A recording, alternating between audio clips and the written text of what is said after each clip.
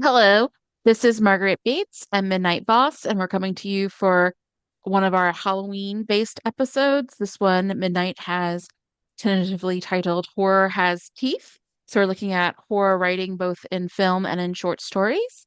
And I guess we're getting started by talking about some of the rewatches we've been doing with Michael Flanagan's work. Do you want to talk a little bit about the two miniseries we've been rewatching, Midnight? Yeah. So Flanagan, as you may or may not know, had some deals with Netflix, and he started by doing a remake, re-envisioning of The Haunting of Hill House from Shirley Jackson, um, in which we follow the multiple Crane siblings in the aftermath of a fairly traumatic childhood episode years and years later, where it comes back to haunt them. And um one of their siblings they think has committed suicide, and then they all have to come together and face what has happened. And then the second season of that is an entirely different story, The Haunting of Bly Manor, in which you have that based off of, I think, Turning of the Screw.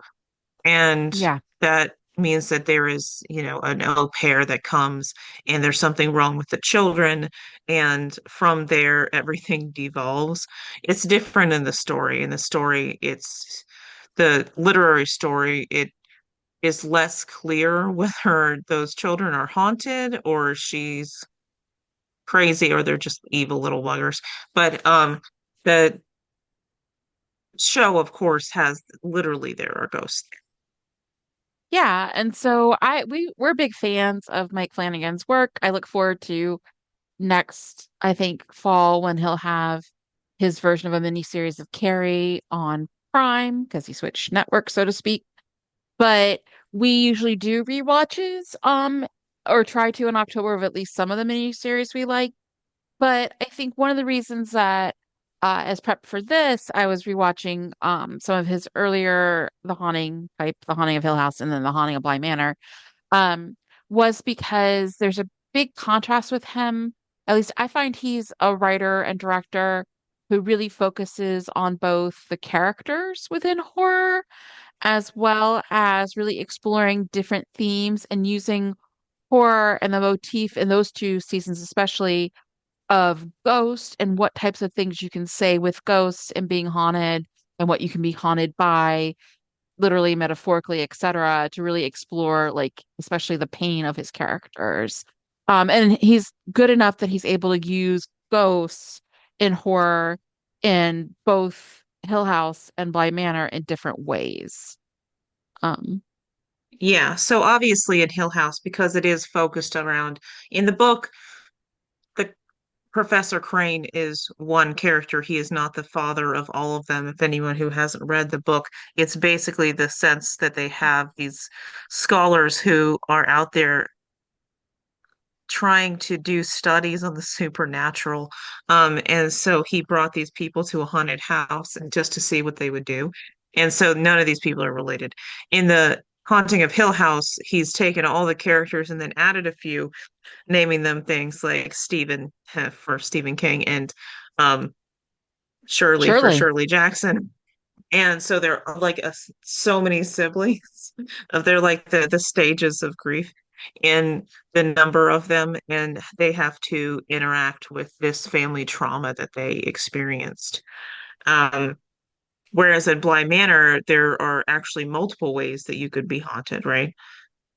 Yeah, because they have obviously literal ghosts who are there. One of them is the first au pair who drowned because her boyfriend, who's a con artist, also gets killed by the original ghost of the play opera. So that's literally very much a scary story.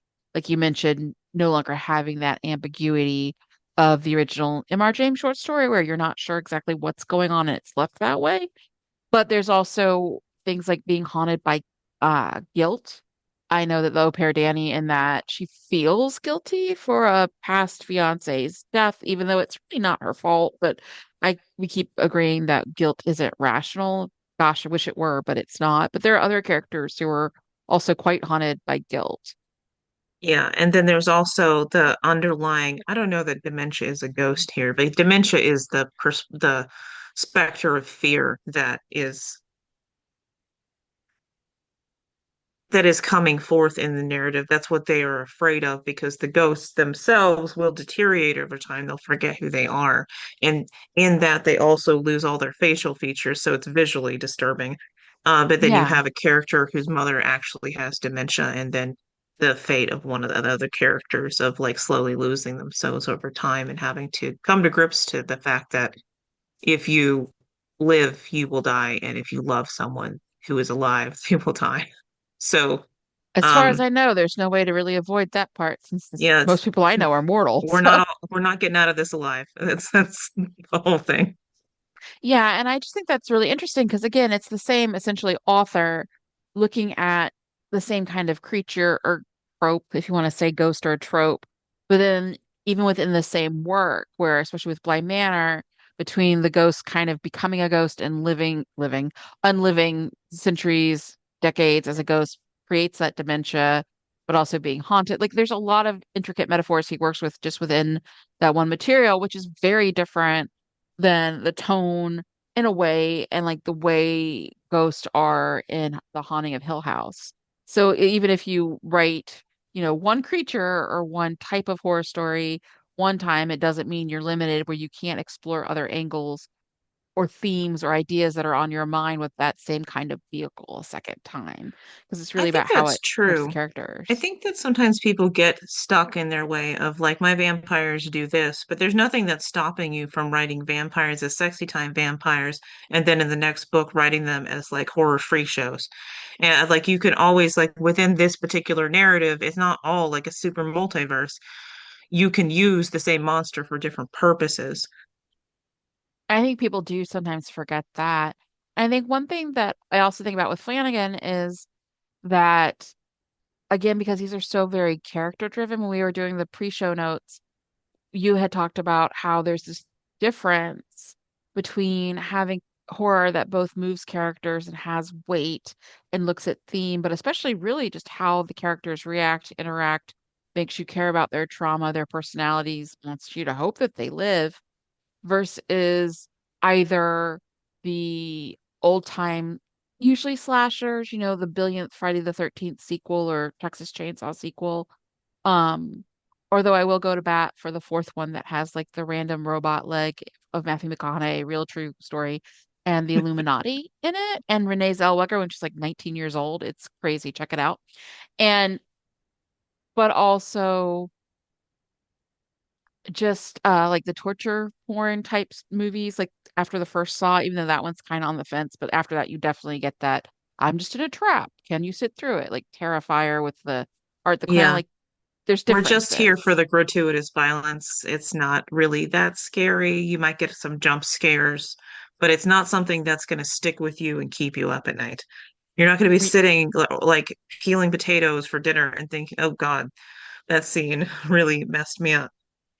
Well, you might not want to eat while watching some of these films, and I am saying this as someone who likes a good slasher movie, or I don't like torture porn. I mean I could sit through it, I just don't see the point, but I like a good slasher movie as much as the next person, maybe a little bit more so. For whatever reason, it's one of my favorite subgenres.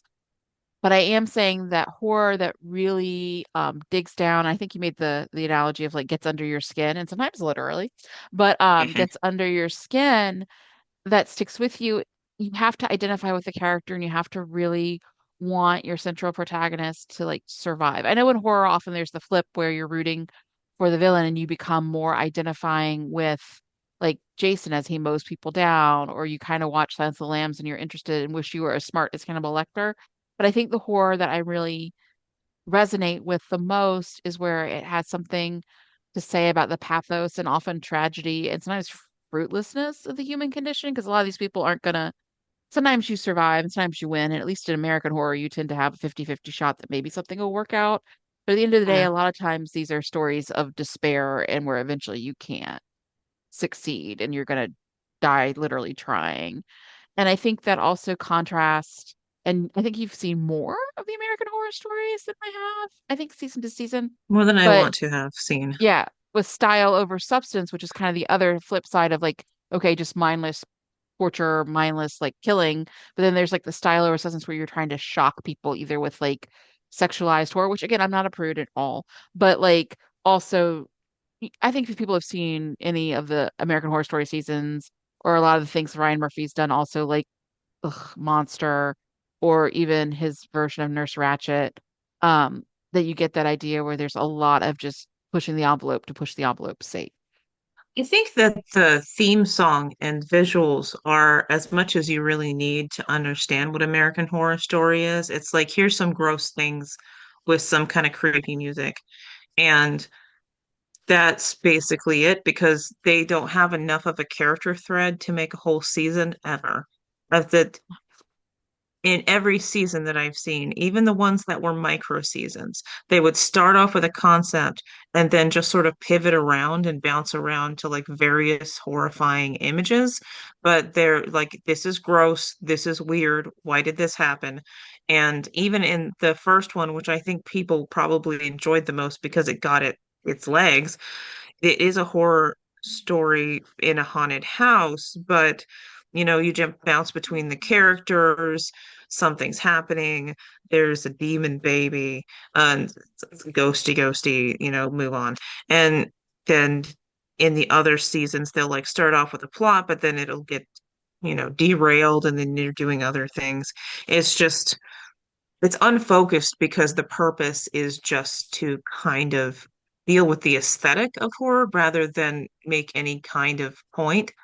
And therefore, it's hard to have a cohesive story under those circumstances. Now, I wouldn't say that all things that involve some element of comedy or devotion to aesthetic are like that because it very much determines of who the author is. I was just thinking of Ready or Not as like, does this Me count as horror? I too. think it does. It does. And it is very much a comedy, but Oh it yeah. also it sticks with me because there's something to it. And also I like the lead actress, but um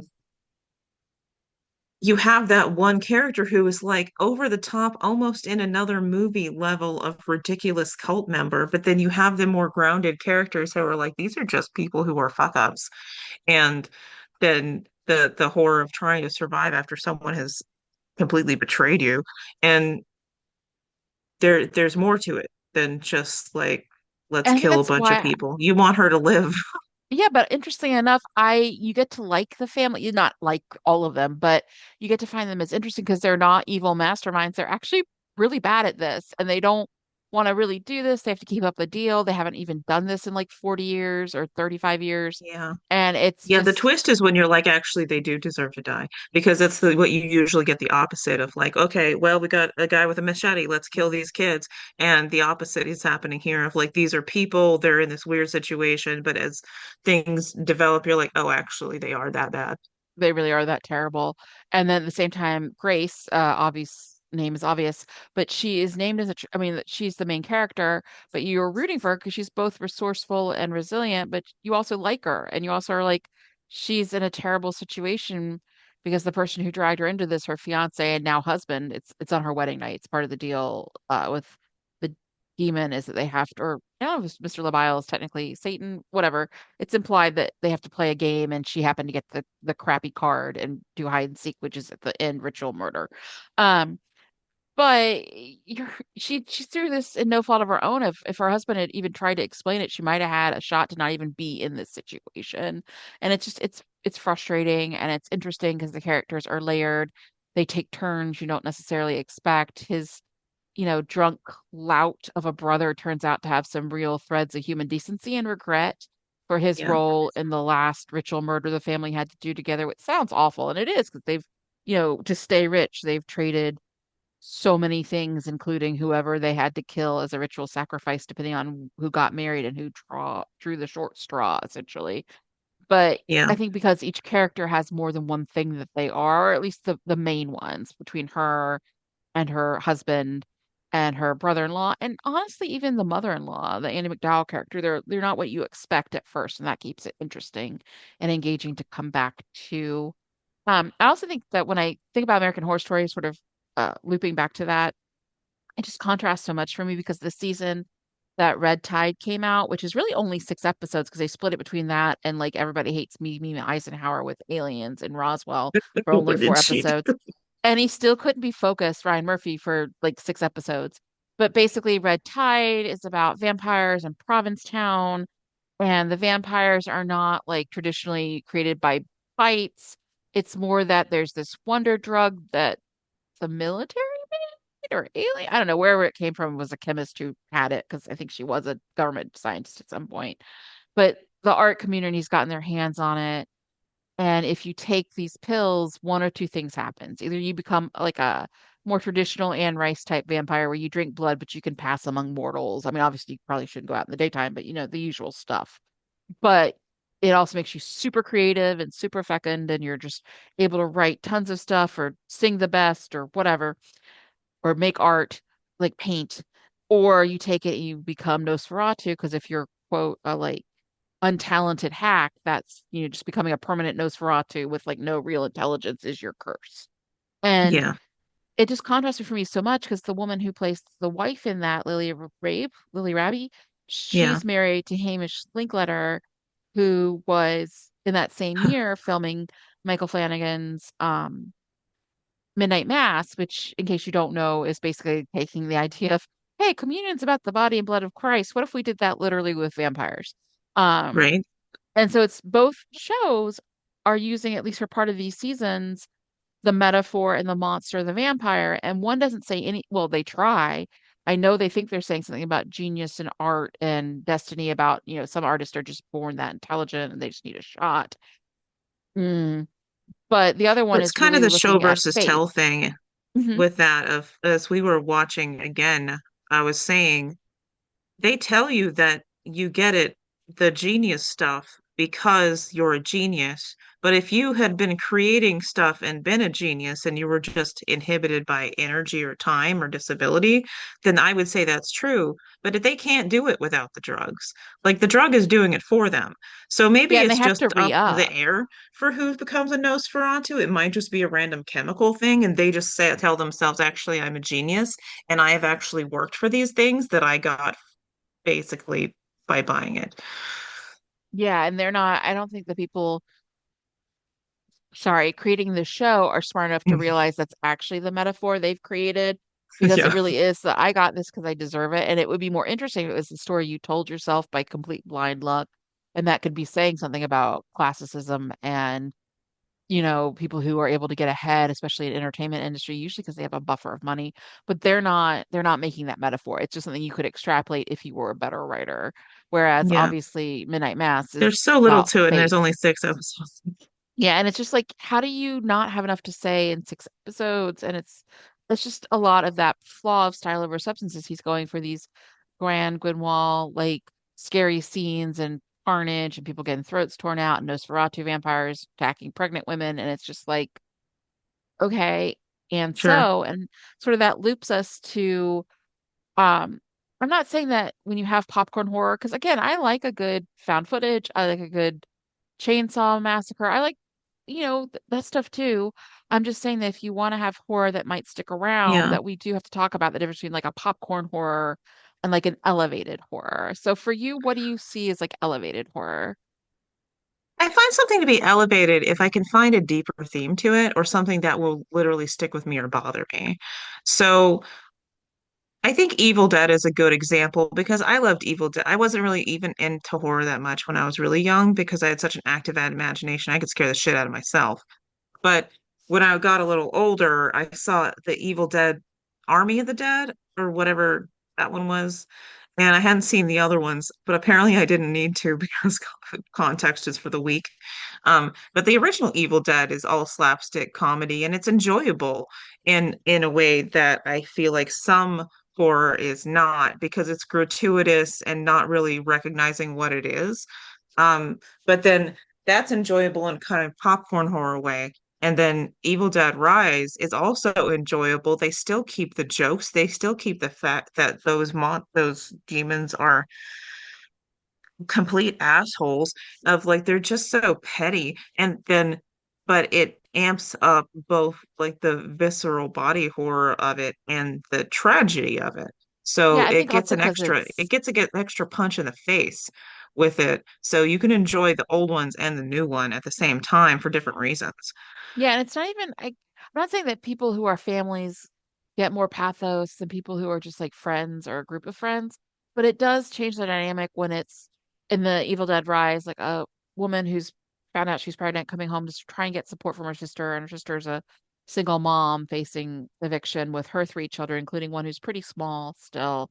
And there is a lot of tragedy, and like these are people who genuinely love and care about each other, and they're still doomed for mostly no fault of their own. The Suns shouldn't have messed with like ancient disc, well, not disc, but like a record that wasn't his own to call like the Deadites. But everybody in horror movies touches stuff they shouldn't. It's not like a capital punishment, or it shouldn't be. You feel that like I mean, it's what different thing if you're in injustice. the middle of a cabin in the wood and there's a book that bites you and you're like, it says don't read this and you read it out loud because you're an asshole.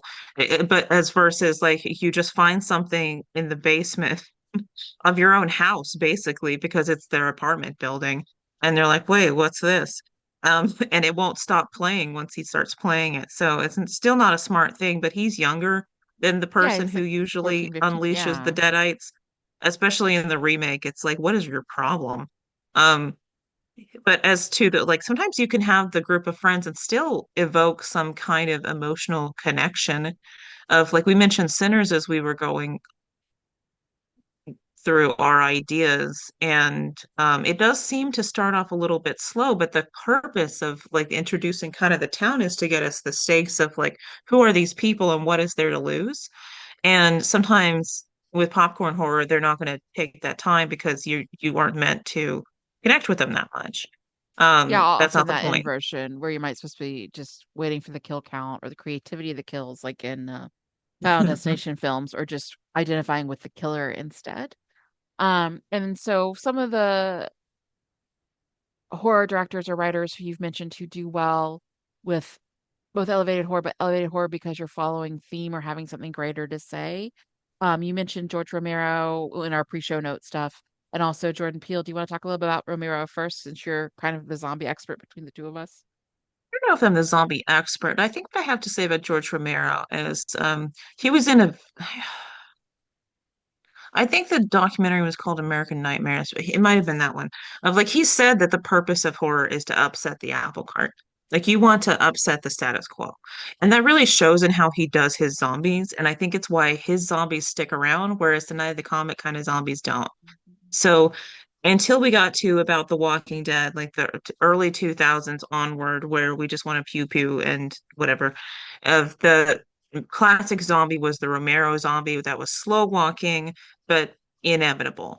And you see in each one of the movies that there is a metaphor for some kind of societal issue that is evoking anxieties in us. In Night of the Living Dead, it's racism because there's no way that you cast your lead as a black man.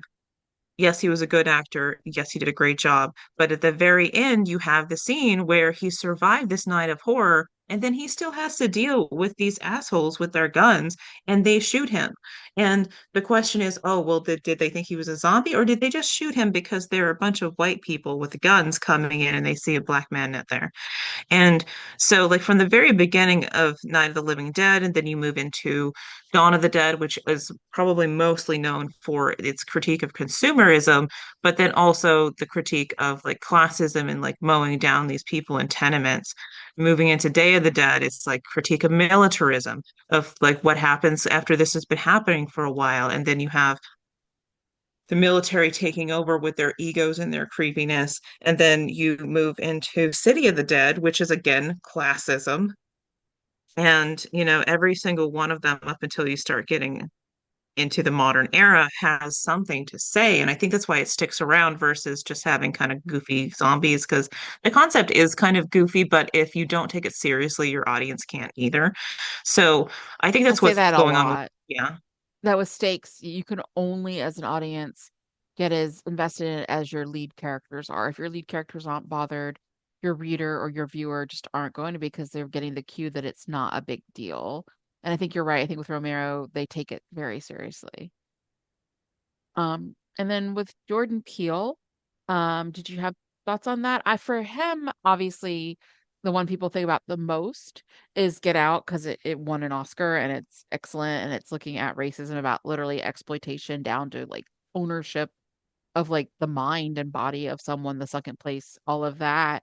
And that obviously was very affecting. Because horror, by the way, in case people didn't know this, very rarely gets nominated for Oscars. And it very, like maybe on one hand, I can think of ones that actually win. Um, and I think that was something that sort of came along as a statement. Although for me, I think I might like Nope the best of the three. And I think it's for me because he plays with that theme of what is spectacle and what happens when someone seeks to entertain and they don't care what it costs as long as they're able to make themselves feel better by clinging on to fame. Because the way this is set up is, at that case, someone who used to be a child star has started a like cowboy rodeo theme park, and unbeknownst to everybody else, he's found a way to signal this alien thing he calls Blue Jean Jacket, or they all end up calling Blue Jean Jacket after one of the protagonists had horses or something, who was ornery. And he's decided I can make it be part of my stage show. I can tame it. I have that utter audacity because back when he was a child star, he survived a co-star attack because his co-star was a very angry chimpanzee. And it's just about hubris and about what people think they can get away with and what people will do to chase fame. And I think that's really interesting to me. It also has aspects of racism too, because it's the two protagonists are siblings who are sort of the last of the horse trainers because studios don't really use animals anymore because they can CGI it. But they're, talking about the history of their grandfather who was training and then like black cowboys in the United States who are erased. So it has a lot of these other elements to it. But I just think it's really interesting in that particular case what Peele was able to say about essentially clout chasing that gets people killed. Yeah. Not to like make it reductionist, but it's just very creepy. And oddly enough, even though it's got a giant space alien in it, to me, the creepiest scene is just the audio of what happens midway when they finally reveal how the chimpanzee in Geordie's home in a flashback like decimated that set. So, but Yeah. again, and Us isn't bad either. I enjoy that too because that one I feel like is a lot about classism.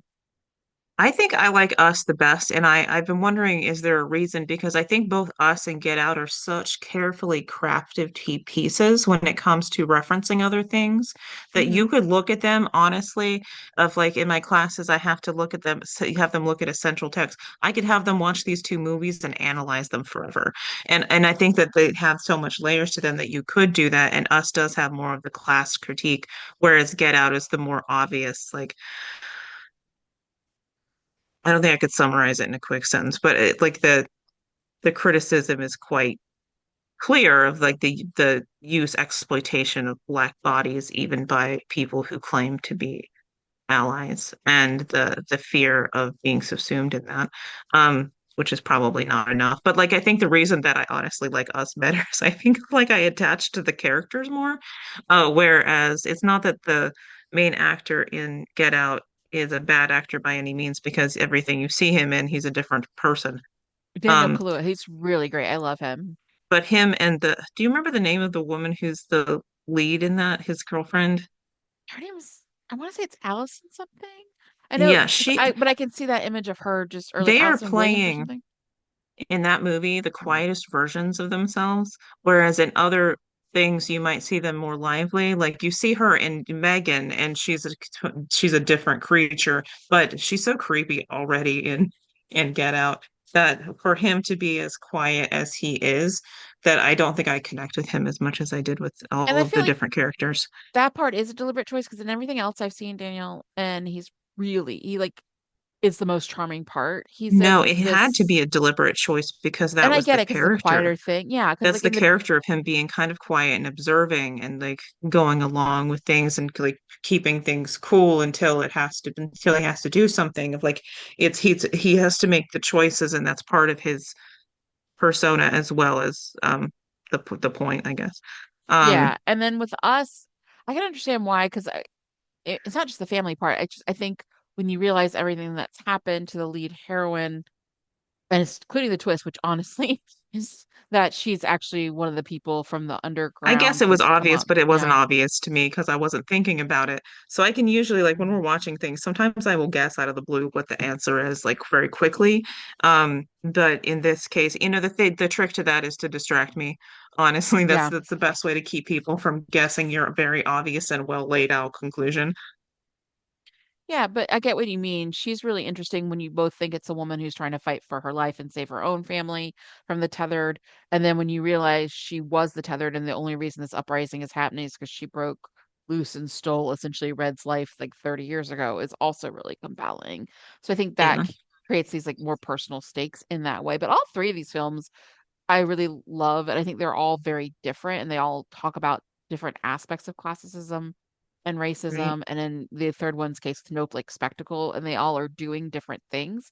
So I think it's Yeah, really rare to see a horror director who comes out with three real bangers, where each one is its own unique thing, but each of them are talking about different aspects of sort of similar themes, but in like one's space alien, one's, you right. know, people who come from like Chud essentially, but with like more scissors, and then one's you know, racism and it's like couched almost like a Manchurian Candidate or like possession film. It's like it's really interesting, and I am curious to see eventually what he does next as another film. Um, and let me see. We had also talked a little bit about I guess because you had mentioned that layer of you have to care, and the characters have to care for the viewers to care, and also that makes it why you sort of have more of a preference for Evil Dead Rise, perhaps versus some of the older ones, or at least you feel more affected and more fearful Yeah, watching the Evil I Dead Rise. I would enjoy them at different times. So if I just wanted something fun but horror, then I would go with the originals. If I wanted to like something with a little bit more meat, I would go with Evil Dead Rise, and I would still get like the serotonin boost that I was particularly looking for, depending on. Yeah, and Whereas sometimes there are horror movies that you put on, and I'm like, this is boring me to death. Even though it's meant to be fun, I'm just like, I do not care. So, yeah, I think we were talking about different horror comedies, and I have this idea that horror comedies that at the end are still more in the horror mix than comedies work better for me. Like, and some of the ones that I think are the best, like Cabin in the Woods or Shaun of the Dead, at the end of the day, they're still pretty bleak. Like, even if they're funny throughout, especially Shaun of the Dead is very funny throughout most of the film. Um, it's still bleak because in the end, his mom dies, his best friend dies. Yeah, I mean, he puts Ed in the garage as a zombie so they can still hang out. But like, there's a lot of tragedy threaded through that, even though Sean and his girlfriend survive. Just like in Cabin in the Woods, it's funny, but at the end of the day, they still choose the other nihilism of letting the old ones take over the earth and everything start over. And another one that I feel like straddles the line between being horror and comedy, although in a really odd kind of way, is American Werewolf in London. But at its heart, it's a tragedy, and they tell you that right off the bat because about a third of the way through the movie when he realizes that he's a werewolf and he's been told, he starts thinking about the old Lon Chaney movie and he talks to the nurse he's fallen in love with, unpack that later, who he's now living with because he's, traveling abroad in London. And he's like, in the original Wolfman movie, he had to be killed by like a silver stick or a stick with a silver handle. But he's like, I don't think that's it. I think it has to be someone who loves him. And in the end, he does die. And it's the last sound you hear actually is just like the nurse finding him in the alleyway and like crying her heart out. And it's just like this woman screaming and like sobbing. And then it just cuts to like Blue Moon. And you're like, oh, well, here's a little bop. But it's just all these movies, even though they're horror comedies, at the end, they still come out, or even if some part survives, or if it's not exactly Vanta Black, you're super depressing, like the end of American Werewolf in London, there's still like a heft of tragedy there, as opposed to we've seen a lot of horror movies that are you're like, I didn't have a budget, so I'm just gonna make it campy and then it'll be fun. And then you're like, oh, you're just using that as an excuse to not try. the thing with horror is that you can do it on a shoestring budget and still have something to show for it. I think Blumhouse up until now has pretty much shown us that they can do things on a lower budget and make it work. Um, With mixed success, some of them lately haven't been great, but like I know what you mean. Like I think that's why horror recently has been being able to be such a banger genre. It's not necessarily because every horror movie that comes out is great, because I watch almost all of them each year. It's that because the budget is kept low, you're able to produce something for $300,000, $1 million. A studio or even a small group of people who crowdfund are able to take a risk with it. And because usually it's location dependent, like here's one place, here's one factory, here's one old house. If you know what to do with it, you can do it on a very limited scale. I mean, you don't even necessarily need, if it's a psychological horror, like a ton of special effects either. And I think that's more the idea that because it has a limited budget, people are willing to take more chances. And it's what I like to think of as the sea turtle principle. Like if you have enough going out to sea, some of them are going to turn out really great. But I think with that, as we sort of parlay from or segue from visual horror and media into more literary horror and written works, that why I think you have to keep in mind that with horror, people are going for those big emotions. They're going for that catharsis. And if you have something that's the comedy horror but leans too heavily on the comedy, I don't think they get the catharsis they're looking for. Yeah, I don't think you pick up a horror novel thinking I want to laugh.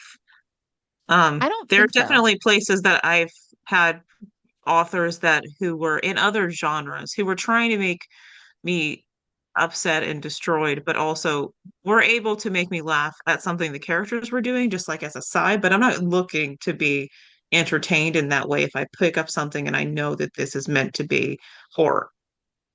Yeah. So with literary horror, full disclosure, I'm actually a fan of reading short story horror, and I'll explain why in a little bit. But recently, I've been reading this anthology. And I bought it a couple years ago because it's old. It's from 1987. David G. Hartwell edited it, but it's like 1,000 pages, and it's a compendium of sort of exemplary stories, short stories from some of the, like not just American, but a lot of American writers and some British ones over the years who have pretty much defined the horror genre. I mean, going back to like Nathaniel Hawthorne and M.R. James and working their way up to, Shirley Jackson and then Flannery O'Connor and then getting into like, because it was the 80s, like Clive Barker, Stephen King, etc.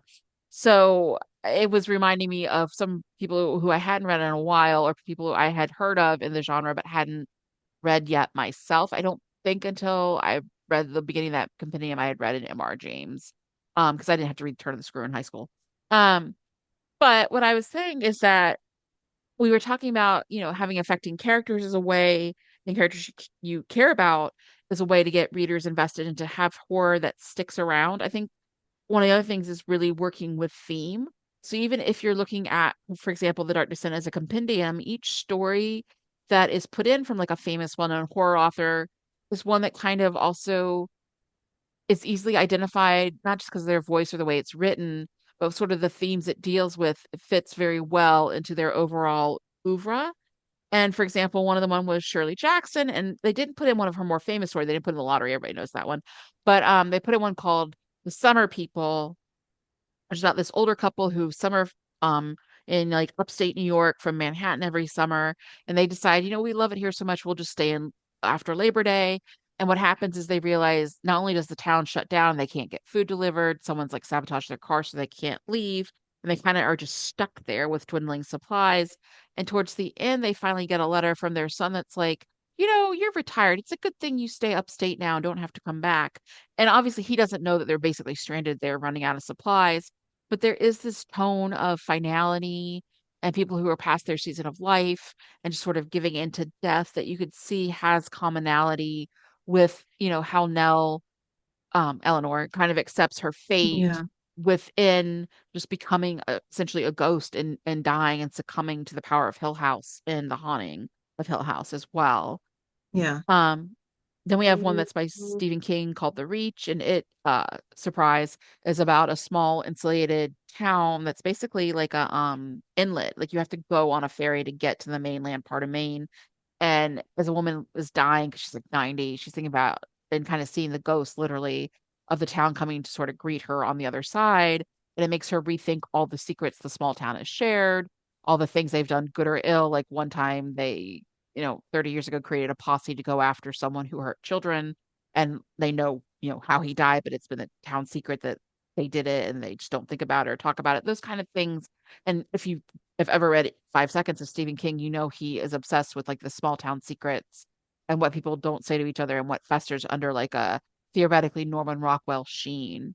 And then there's also Flannery O'Connor, and she had her short story in that compendium was Good Country People, which is essentially almost like a grotesquerie story, um, where a woman is swindled, somewhat seduced, because she kind of literally has a roll around in a hay with like traveling con kind. guy, and he ends up stealing her wooden leg, which if you knew much about Flannery O'Connor, kind of reflects her because she looked at, disability, not necessarily in a helpful way, but like she looked at sort of freakishness and people who are outside the norm. But some of her other stuff that if you trace it into things like Wise Blood, which is her novel, she looked at like blindness, and her like lead character there is named Hazel Motes, and like I think eventually he does find himself in religious ecstasy. And there's all this kind of interwovenness with her big thing, which was sort of religious ecstasy and like what does a close relationship with God do, both good or ill for someone, especially if it comes with overwhelming feelings. And then the last sort of writer within that compendium I want to point out was Clive Barker, who people may or may not know this, but he wrote a series of short story collections, wrote six, called The Books of Blood, which are excellent. I love them. But he also wrote the novella, The Hellbound Heart, which became the movie Hellraiser, which you guys may not know, but if you've seen basically people in leather with like the pinhead and like the Cenobites and all that goriness, that's the Hellraiser. So with Clive Barker, he might be the person who comes closest to writing sort of shock horror or torture horror, or in the 80s they called it splatterpunk, where it's very aggressive, transgressive stories that are very violent and very literally visceral, like literally guts are splattering everywhere, hence the splatterpunk title. But even then, he's looking at very pointed things. He wrote the short story Candyman actually comes from, although because he's British, it was actually originally set in England, and it was about an ethnographer researching graffiti that led her to the folklore story of the Candyman. And in that way, he really looks at things like queerness and isolation and, pain and pleasure, but he also looks at cultures or subcultures more accurately that are kind of shunted aside and either not thought about by others or sort of just pushed to the liminalities in society and the edges of society because they're something about them is objectionable to the mainstream. And one of the more famous books he had that became cult classic film is called Nightbreed. And I think you've seen that one too, right? Midnight? Yeah, I've seen that one. Again, just looking at queer culture. But what I'm saying is I mentioned about four authors between Jackson, Barker, King, and O'Connor, who have huge collections of short stories. I mean, King is beyond prolific, but so is Barker, really. And Jackson has a ton of stories and some novels too, but it's just like, um, even though they write different things, there's three or four themes, especially that you can kind of be like, okay, this is an alcoholic writer. That's going to be some Stephen King territory right there. But like you get the impression that there's things that they are really invested in or interested in that they keep turning around in their heads and trying to explain or at least approach the metaphors and the themes within their own story collections or their own work, body of work. Yeah, and I think short stories are good for that, of like the issue of I'm trying to work out a single concept or an issue or something that disturbs me. And I'm going to mention this because I talk about her all the time, but also because it connects to the next thing I'm going to talk about of Octavia Butler's Bloodchild, where she had been researching for her Xenogenesis series. And while she was researching, she found about the tsetse fly laying eggs underneath your skin, Ugh. and it creeped her out. So she wrote a short story where basically human beings are in a weird situation because they showed up on a planet, but there were already sentient species there, and they're giant centipede aliens. And they're in the situation now where they're protected, but only if they offer up their sons to be implanted with the creepy worm eggs to help the stronger species continue to survive. So she was like, this creeps me out. I'm going to write a story. Well, And so indeed like she did. working out that thing that made you uncomfortable or that fear can be like, okay, that's what a good short story is like. Okay, I've got this thing. I want to excise it. And there are different themes to it, but like that's kind of where that started. But it's not just like, okay, bugs under the skin, gross. But like Although that that's where feels it like starts. pardon the pun almost, but like feels like your theme of the episode because you also had recently read Andrew White's book, right? That also has sort of like parasitic body horror. Yeah. Um, so I do like Andrew Wright. I haven't finished reading. Hell Followed With Us, although it has elements of horror. It's YA, so it's not quite the same. So you do have some body horror with that, but it's also like religious cult horror, which is not present with You Were Meant to Be Human. He recently put out his first adult book, and oh my God. So like I don't read horror novels that often. I have read several from Shirley Jackson. But in this one, you have body horror, reproductive horror, folk cult horror, because the main concept is there are these little hives of sentient worms and flies that have brought humans in as their followers so that they will bring them fresh meat, basically. Like they'll have them kill people and bring them to them so they and they have a bigger plan, but I'm not going to get into it because it's a spoiler. But you have all of that going on there in addition to this feeling of like this desire for self annihilation in the face of a world that is intolerable. Of like you're at your lowest moment, why else would you go follow a bunch of worms and flies? And so it starts with ew, gross worms, but and then goes into like the trans horror, the reproductive horror of being pregnant when you don't want to be and cannot become unpregnant because the authority has told you you're not allowed to. And that's where it starts. Yeah, So I know like you it don't want to keeps give getting away deeper and too deeper much. into like the psychological stress all of that is causing and then what that does to you as you start to fall apart and like the reasons by which you may have made those choices and additionally on that existential level of feeling that you need the permission to be who you are. And so you'll take it from wherever you can get it. It's a lot. Yeah, and again, it comes back to like how, I mean, essentially the way you describe the Octavia Butler short story and then Andrew White's work is they're still like technically the same plot, or I not the same plot, but the idea of what if worm under skin, or what if parasite, uses What your if body worm? to host. Yeah, basically, Would you but love me if I were a they're looking worm? at Not in this no, case. yeah, completely different aspects of things, completely different things that they're getting at. Andrew White going through as like a trans author, like looking at, that type of body horror not fitting in your skin quite literally. So like you can still take even one kernel of a plot idea and depending on the angle you want to put on it and what you're trying to say, it can mean so many different things. Or Yeah. what if worm? So moving into sort of our summary thoughts on this, I think again to go back to the title, um, you mentioned the idea in the pre-show notes and everything of if you're going to be a horror writer proper or write horror that I think at least has a sustaining impact, you need to have some teeth.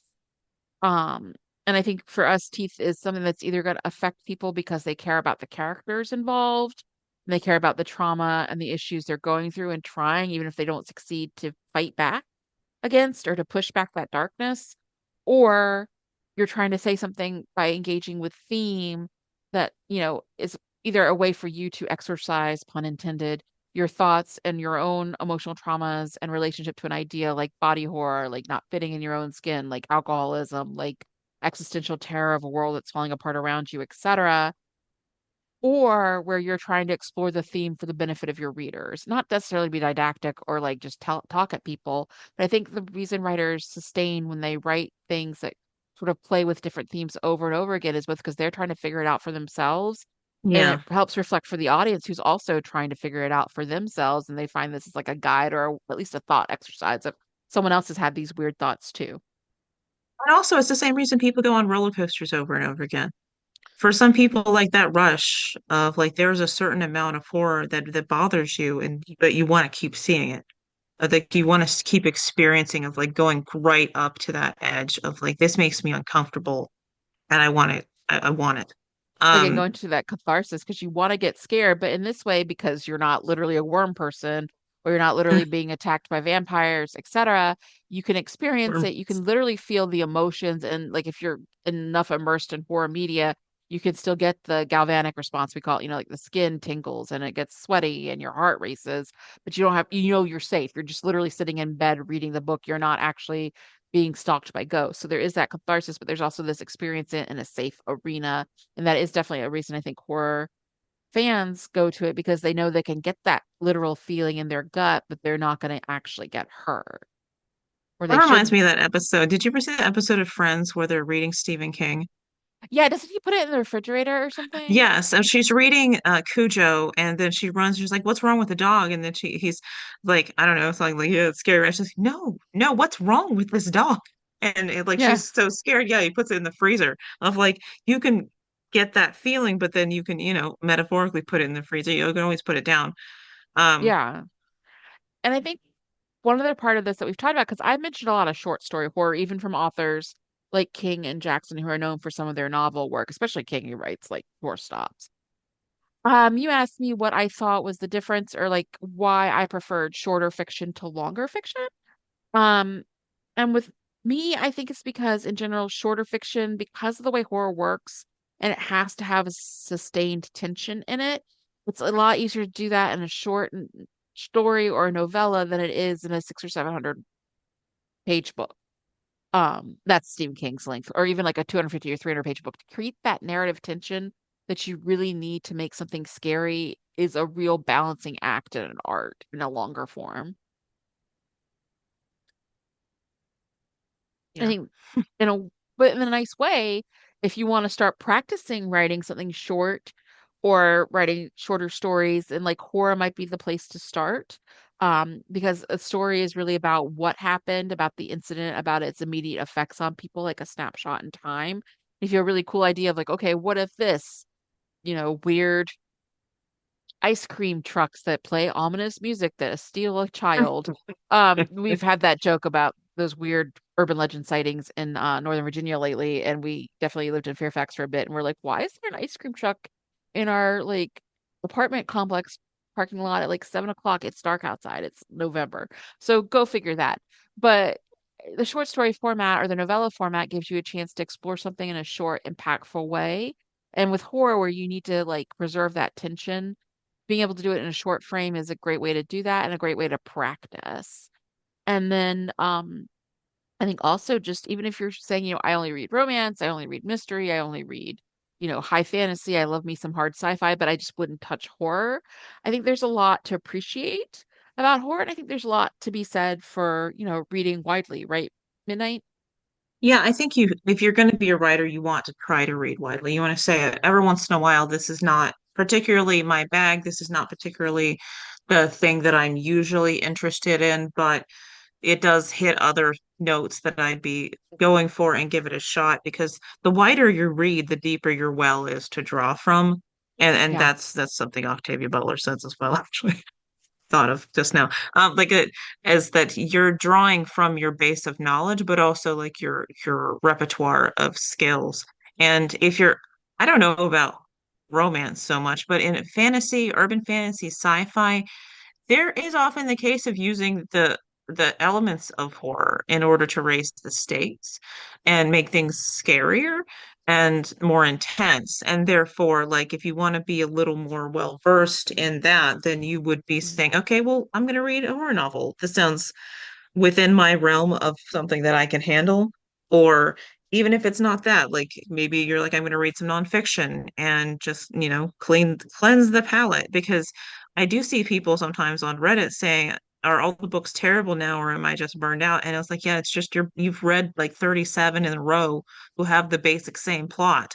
So, you know, clear it off and then get back to it. Because if you're reading the same thing over and over again, then it's not going to yeah. feel new. It's not even fair of like there might be new elements, but it all feels the same. And so you're cheating yourself Well, it's in kind of like the addition mental because you have to buy those equivalent of books. like, you may love macaroni and cheese, but if you eat it 37 days in a row, all of a sudden you're like, oh, I can't do another one. You know what I mean? Yeah, Um, I it's the do. I same do idea. because Like, I eat the same thing for yeah, me breakfast too. every day Yeah, for like, like a year and a half. but if you like do it, you're like, oh, it's the same bland thing. But also, I think you mentioned romance. I'm like, well, I would have said no, but about 5 years ago, things like monster romance and dark sort of Uh, mafia abducted me romance has gotten more of a traction. So there are horrific elements to certain subsets of romance, but I've in a not seen the broader, monster romance really get into horror in the way that I would imagine. yeah, not the way you would think of. But I Usually think it's that, just like he has a yeah, I know. monster water bottle between his legs Like, and cool. also a Yeah. couple of features. Um, but I know from one of our friends, like that extra element of actually very monstrous would be very attractive to some readers. It's just I haven't seen those. Yeah. And then I think the other thing I was going to say is that um, I think that's important to read widely. I think nonfiction as a palate cleanser can be really helpful. I think part of that is sometimes you read a book that's just a nonfiction about something completely random, but then you learn about something like, Yeah. how do, forensics look at corpses or how do sailboats work or what had happened at Chernobyl, whatever. I And mean, I would then be interested what in happens if they researching. climb So Mount when I'm doing Everest? researching for world building, I would be thinking of, I have all these books on fairies that I want to get into, like to actually solidify my understanding for that. But then also I have some books on persuasion and cults that I would be wanting to read if I wanted to like further explore that concept in this. So it's all like energizing to help you generate what you want to do. I also will say that one thing that I haven't done, but that I have been advised about from some of my professors is also to like appreciate prose and poetry and something that Oh yeah. has a lot of focus on the rhythm of the way lines are written, as well as how to make really great images with an economy of words. So even if you're not just writing with reading within genre or changing genres around, but change to nonfiction, change to poetry, change to things that you haven't really thought you would read before because you're right and Octavia Butler's right, is like make that well bigger and draw from it more because any type of thing, even if you're just reading to like give your brain a break, you never know when something might be a kernel of either inspiration for how to structure how you write, like literally the literal lines and syntax, or will give you an idea of, I didn't know that about caterpillars. What if I did X? Like you just don't know Yeah. what little thing you read can give you inspiration later. And And poetry, at least, unless you're reading epic poetry, it's short. If you don't have a lot of yeah, time, you can read a couple of poems and be impacted and then get back to them later. Whereas if you don't have a lot of time and you keep getting interrupted, that's really annoying when you're trying to finish a book. yeah, it really is. So I would definitely, yeah, one day we'll have to do a section on poetry just because I don't know a lot about it, but I have a little fans I'll for give you a Neruda and reading for list. Catullus. Yeah, all the ones I know are poets either in Latin or like literal Spanish because I studied a lot of poetry in high school, but only because they were like part of that oeuvre. So I'm more read about things in some other languages sometimes than in English, which is go figure. Um, but anyway, that's what I had for today. We have one other horror sort of Halloweeny episode coming up, which I think is going to focus more on sort of elements of cults and religion and world building with religion in your works. But that'll be coming towards the end of the month. And anything else you want to say before I sign us off midnight? No. Well, enjoy everything. We'll see you in a couple weeks or so, and try and stay scary and read widely. Thank you very much.